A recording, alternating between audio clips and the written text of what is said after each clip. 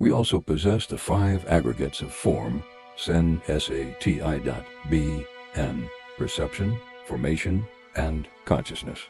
These constitute the second Mara, the skandha-mara, or the Mara of the aggregates.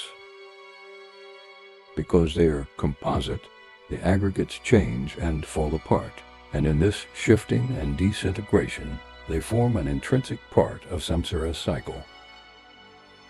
For example, at the end of the 12 links of interdependent origination, which trace how samsara arises and ceases, it is said that from birth comes aging and death.